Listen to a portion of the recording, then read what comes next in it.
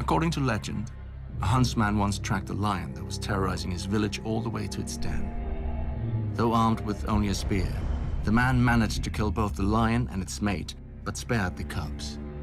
This mercy so pleased the old gods that they sent a shaft of sunlight deep into the cave, gleaming off golden walls. The hunter became a miner and built a ring fort to guard his new wealth. Nobody ever asks what happened to the cubs. Maybe the gods forgot about them and they starved. Maybe there never were any cubs or lions or hunter. Doesn't matter. Someone found enough gold in that cave to buy whatever truth he wanted, along with a castle that he'd name after his new family. Casterly Rock. Thanks to that gold, Casterly Rock soon became the largest, wealthiest, and best defended castle in Westeros. An army that struggled up the main approach would still have to climb thick, high, and well-defended walls.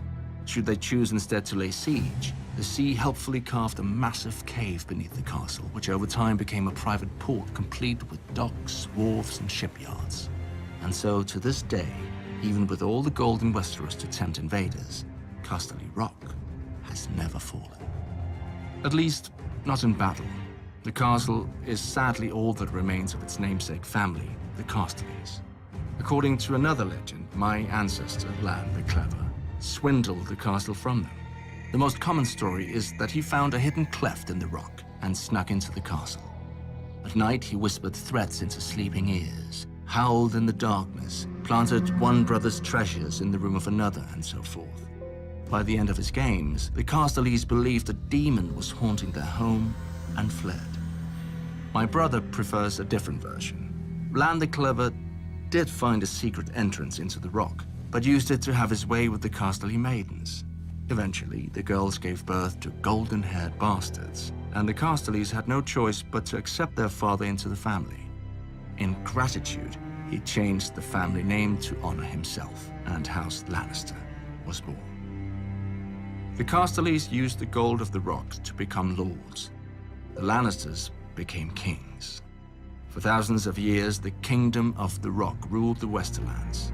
When the Ironborn became a nuisance, my ancestors sailed to the Iron Islands and returned with 100 Ironborn hostages, promising to hang one from the rock every time the Ironborn dared raid our shores. The Ironborn stayed away, well, after 20 or so. When the Andals arrived after sweeping across the rest of Westeros, we invited their sons and daughters into the rock as squires and court ladies. I don't think we ever had to hang any of them. Finally, Aegon the Conqueror defeated us on the Field of Fire, and my ancestor knelt. Still, little changed but titles and taxes. For when Visenya Targaryen saw the rock, she gave thanks that my ancestor had met Aegon on the field. Even Dragonflame would have washed over the castle like the waves and left just as much a mark. But now the mines are dry, and Casterly Rock is just that, a rock. Our gold has passed into legend, just like the merciful huntsman and Lann the Clever. As will our family if we lose this war. Unlike the Casterlys, however, we won't even have a castle to remember our name.